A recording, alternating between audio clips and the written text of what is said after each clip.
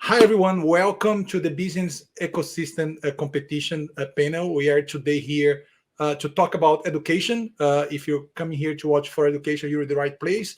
So I have here two great people that I know. So Ken Eng, Senior Vice President of Strategy and M&A for Macmillan, and Adam Zalisk, Senior Vice President of Corporate Strategy of Amplify, to talk about education. So I'll start here just making some remarks about the topic. We are seeing like an explosion of businesses and industries like treating ecosystems differently. Technology helped going in this direction. We see like a huge change how organizations are valued today, how they add value to shareholders and to society. It just look like today, 6 out of 7 most valuable companies today in the stock market are ecosystem-based companies. And that's not different in education. If you look like the change that technology and new business models are bringing to education, it just look like to the platforms like Coursera or EDX that was recently acquired by 2U. So I mean, there is a whole shift in education, and of course, that's what we are going to discuss today. So I will start with you, Adam. I mean, what does it mean for the education in general? I mean, what does it mean having this shift to ecosystem? What's the purpose behind? What is behind all of these things? Thanks, Claudio. I would start by saying that at least in the area where I work most in education, which is in K through 12 education, as we say in the U.S., in primary and secondary education, the first thing is to acknowledge that there's been a really substantial transformation over the past years, even as recently as the past 18 months. And that's been that digital education as a coherent way to run a learner's experience has become for the first time actually plausible. And that's for a variety of reasons, but it includes the great advances that have been made in one-to-one computing, in bandwidth access, in our schools, and speaking for the US, that were already underway well ahead of COVID, but that school closures drove even more investment into. And of course, school closures also highlighted many painful gaps in that regard, including in underserved students at home access. That is still not a solved problem, and is one that requires urgent attention. But by and large, in the school setting, we've made tremendous progress, and that's changed the experience of the educator when it comes to the tools they use to do their work. Previously, the school day was atomized into these scheduled chunks, and you had one solution for full class instruction time, another solution for a period where you might be doing a formative assessment probe, another solution for independent practice and intervention in other parts of the school day. And what's happened as all of those disparate pieces have come to exist in one place, have come to exist digitally, all of a sudden, educators aren't looking at these as discrete categories, but they're looking at these in terms of how much value the whole brings. How does having all of these things in one place create the potential for greater efficiency, integration, greater cumulative insight? How does it create and ensure deep student engagement? And so what we're seeing is that educators who could once kind of think in terms of individual point solutions are now being asked and now have the opportunity to push us as companies committed to doing important work in the space on how that full ecosystem all works together in service of the end user.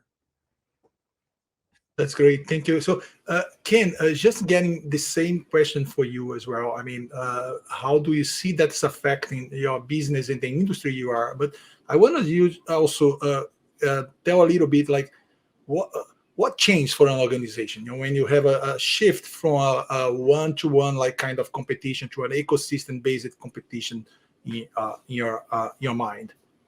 Yeah, I mean, I think similar to Adam, there was tremendous change during the last 2 years. I think what the ecosystems have done is, at one level, created improved access for all. Right, historically, a lot of this, as Adam was suggesting, the market was pretty fragmented. So I think the particularly the orchestrators in the ecosystem have just made it a lot easier to access, content, tools, services, all in one place. So that's been a pretty profound change. I mean, as it relates to us, I think, I think the support, the technology has created a lot of efficiencies, but it has created also a lot of challenges, right? I think we've been observing in the marketplace is just a lot of increased need for support at all levels, whether it be students, the instructors, the administrators, and we've had to really step up, as an organization, but also with our partners to rise to the challenge. I see. I mean, I see that there is a huge tension about like how you collaborate. Actually, so how do you partnerships and how do you engage the whole system with you? I mean, Adam, how is that for you? And there's a question behind that. Is first, I mean, is how your organization is setting up to do that, and second is how do you align with ecosystem? Do you need to choose for one ecosystem and like that means that you need to give others behind? How is this process? Yeah, maybe I'll take the second one first, which is, I think that we don't choose ecosystems in the abstract. We look at the ecosystem that is surrounding our end user and think about how those pieces can work together to create the greatest value for them. So I think that's really how you select which ecosystem you're playing in, or who the relevant collaborators, partners, other organizations in the space are. And then I would say that this moment pushes us in two kind of profound ways. Any organization operating in this space. One way is that it makes us think about collaborating with players in the space who an outside observer just looking at a market map might say, oh, well, those are just head-to-head direct competitors. So I think it pushes us in that way. I think it also pushes us to think outside the traditional commercial playbook and think a little bit about how actions that we may not have undertaken, in the similar industry 2 decades ago, making a significant amount of content or information free so that we can learn from user feedback in ways that will create a lot of near-term value for our users and create real long-term advantage for our organizations. Similar plays to that, I think we're seeing playing out quite a bit across the space. So those are two ways in which it's pushing us. When we think as Amplify about this, we think, how can we be an effective aggregator of many of the things that our end users need? They need the highest quality instruction. And that's especially true now as we look to the painful and damaging consequences of unfinished learning out of COVID, which are only now coming into view. As a company, we have always focused on assembling the ecosystem, if you like, of the best research centers, often university-based, on how to teach a particular domain, with our capabilities around user experience, product design, instrumentation, highly effective implementation in the field, to take what we know about how to teach and surround it with a layer of support and technology that makes it come alive in the classroom. And so that's one way that we think about working across the ecosystem. It's developing the capability to bring together the full portfolio of what our educators really need. No, that's interesting. I mean, what comes to my mind is like the resistance to bring the partners together, because until recently they were used to play with a different mindset. They were like seeing some of the companies in the market as competitors, not as partners. They would see that, okay, I'm part of the chain here, but I don't need to collaborate. Plus, like, it creates complexity. So you need not only to manage your resource, but you need to manage a relationship that needs to work together with you.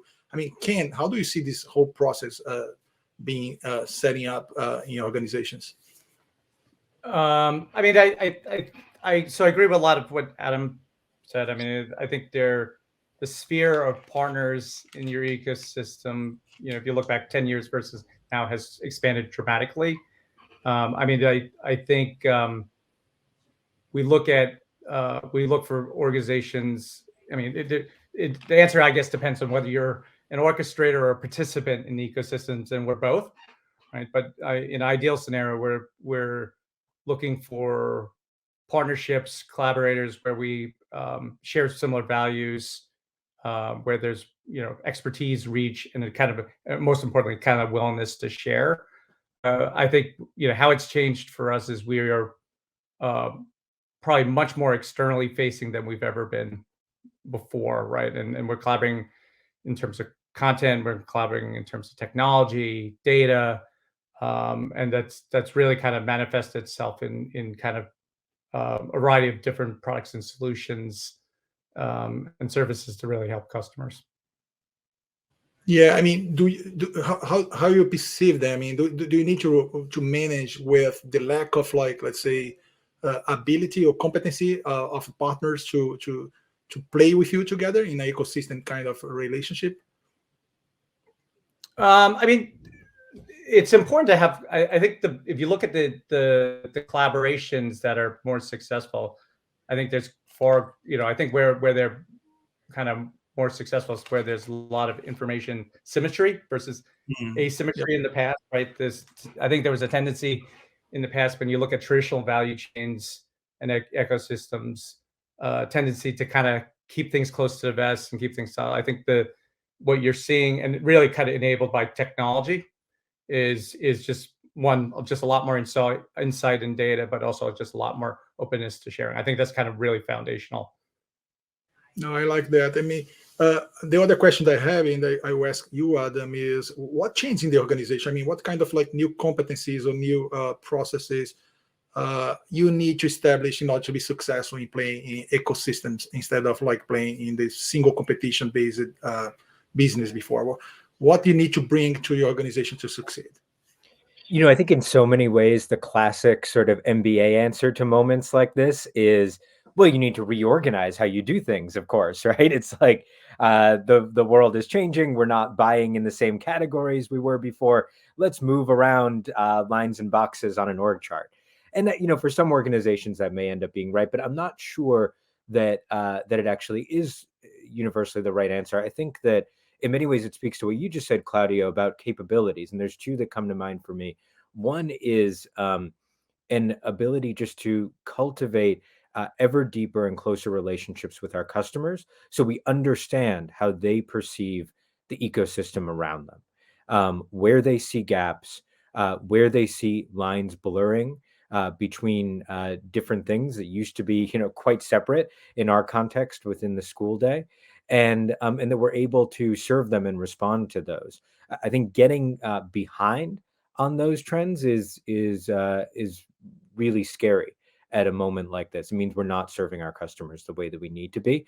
And so that's one critical capability. I think the other one, to the point that Ken was just making about information symmetry, is cultivating an ability to partner with organizations that are very different from yours. And that's really a translational ability to take the work, I think of our work with university partnerships of, the greatest researchers in the world, and then find ways to make that highly accessible and usable by educators in any classroom in America or the world. It's that kind of translational capability that I think we all need to work to cultivate. Ken, anything else would you add?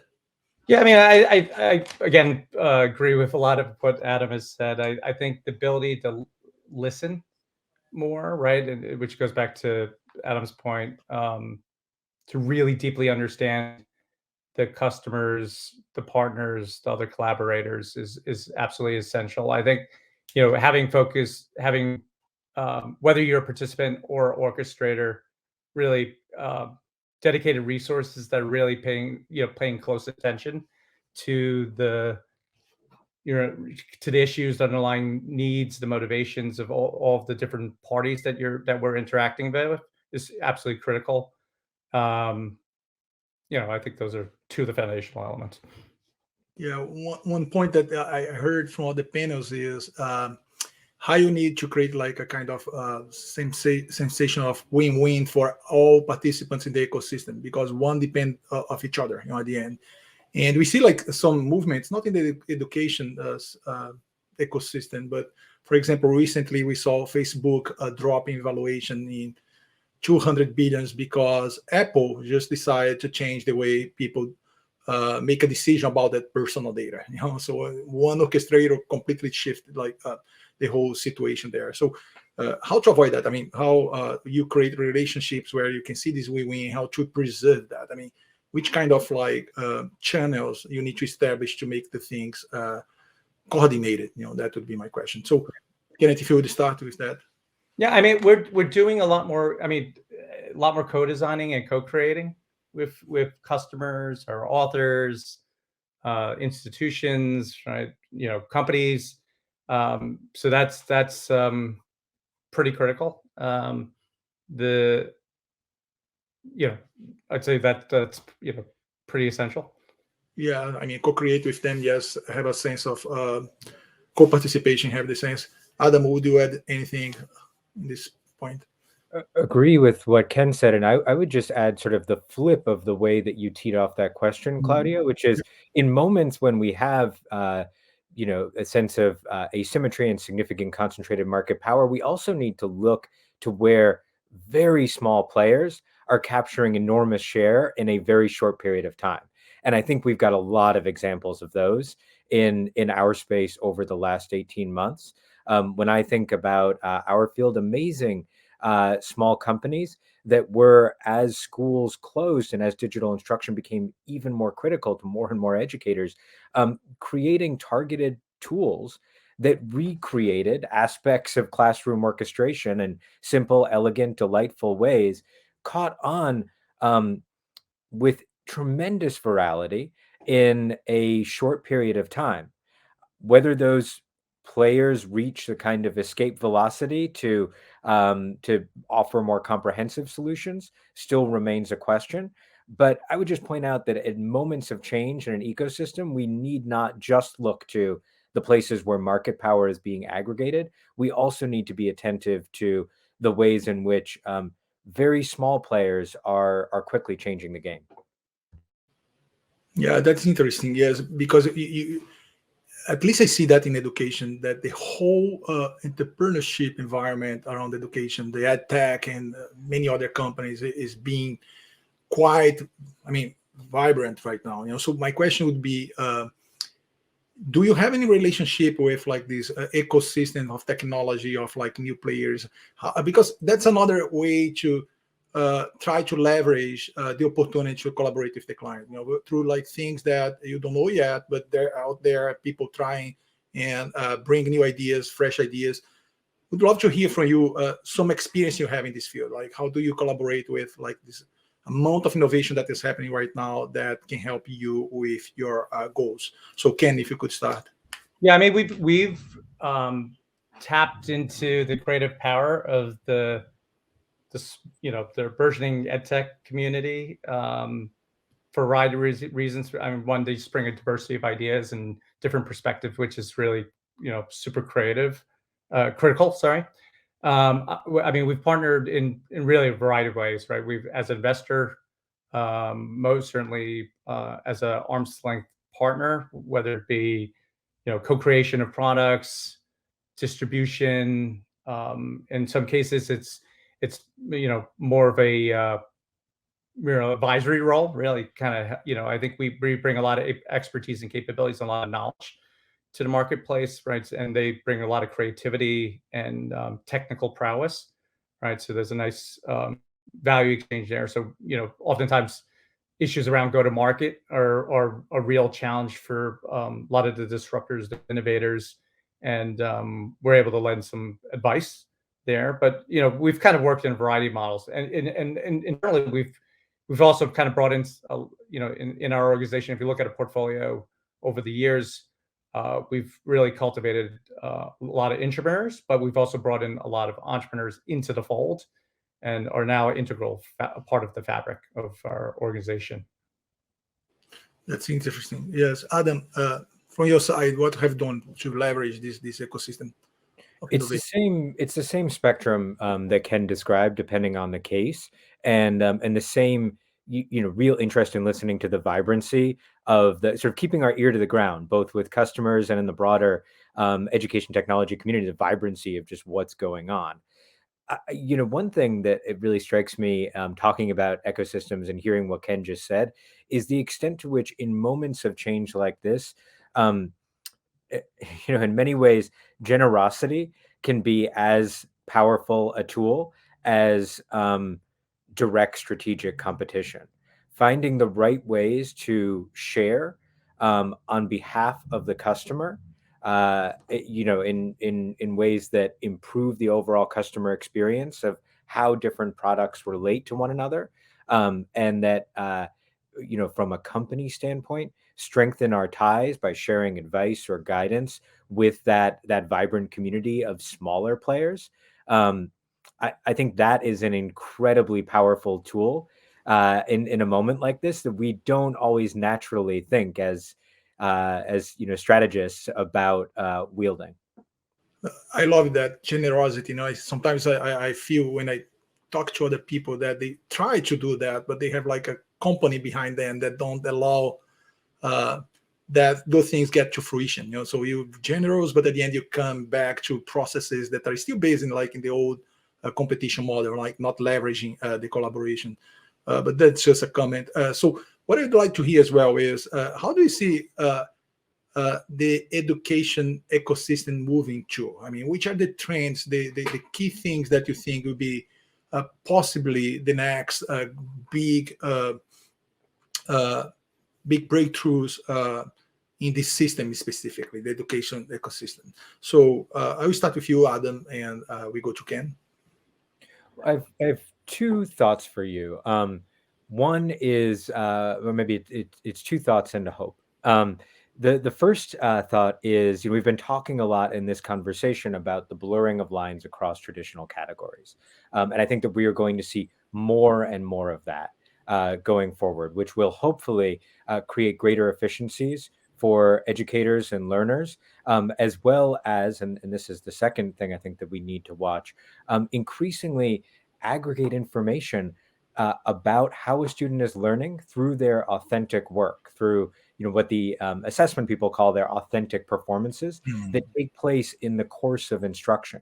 And the more that we can use those moments, writing a short answer question, providing feedback on another classmate's work in class, for a very young student, perhaps drawing a picture to illustrate their comprehension about a story. The more that we can use that information to build an ever more dynamic picture of the learner, the richer and richer the information we'll be able to gather across the ecosystem in service of the educator and learner is. And that's maybe the hope that I would add at the end is that all of this remains in service of our educators.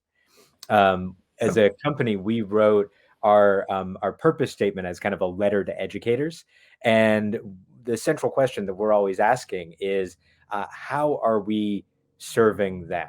And so I think we just want to ensure that the ecosystem moment we're in, I think, continues to, as it has really done over the past months, put the spotlight on that end user. It's beautiful that, I mean, and when you see like the context or the condition of the education system right now, the whole education system is welcome, if those things happen.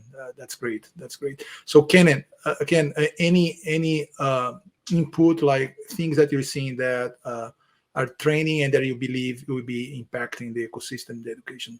Yeah, I think with the richer insights that Adam was alluding to, I think similarly the hope, and I think there'll be a lot of energy focused on really serving the different micro segments of students. I think really there's a lot of different populations, which unfortunately, I mean, many have benefited, but they're on the other end of the spectrum. I think there are huge swaths of our student population that have fallen behind. So I think the hope is that the combination of both technology and human support will, really finding the right balance in the blend will allow us to better serve those populations and help them. I think kind of you look at the innovation in the last several phases of innovation in terms of ed tech. I think my own view was it was heavily, technology was the outcome. It was heavily tech centered. I'd see kind of the human piece of element of it, which was always important, but kind of maybe understated or maybe ignored in some cases, really coming back into the fold and really finding that balance. Oh, that's great. That's great. So, I mean, there are so many players in the education ecosystem, schools, teachers, vendors, content creators. I mean, it's really rich, actually. My question to you right now, and we can start with you, Ken, is what would you recommend to these players, in the ecosystem to start having and joining an ecosystem-based mindset, ecosystem-based approach to their businesses or to their functions? Yeah, I mean, I there's a lot of different ways you can go about this. I mean, I think the first thing is just start really, experimenting. I think if you wanted to take if you wanted to take a more systematic approach, I think it's really kind of map out, who are the parties, stakeholders in the system, and it could be companies, it could be customers, it could be researchers, it could be a host of different parties, but really trying to understand where you can bring value to the table, where you could benefit from knowledge, expertise, capabilities, and I'd say start, right? Really, start and experiment. I think the hardest, oftentimes the most difficult part is really just taking that leap. I agree. So, Adam, what's your take on this? Definitely start. I completely agree with that. I would add maybe two other verbs. Listen, I think, is a big theme that we've had throughout this conversation, right? Let's not make it tech is the outcome. Let's make it different human experiences and greater efficacy for learners are the outcome. And let's listen to the humans who are doing that work and their needs.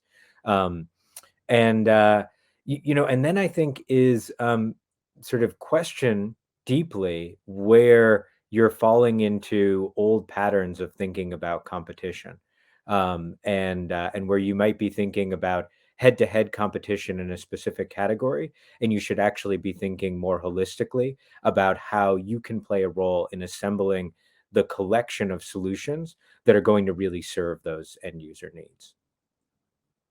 It's amazing. We are going to the end of the session. Any final remarks, anything that you think it would be good to the audience here to listen that we haven't touched? Ken? No, I mean, I think that thematically, the sum of the parts is greater than the parts, right? Like, so I think connecting with other stakeholders to create, value, solve meaty problems is I think essential to solving some of the problems that we have in the educational market. So, again, start. Yep. Yeah, Adam. I think all of this is incredibly energizing and can also feel a little bit ambiguous, because in the framing you gave us, Claudio, you're sort of throwing out some of the traditional rule book of how we've thought about relationships between enterprises. And so, I think that we need to cultivate an ability to lean into that ambiguity productively. We can't ignore it. That's for sure.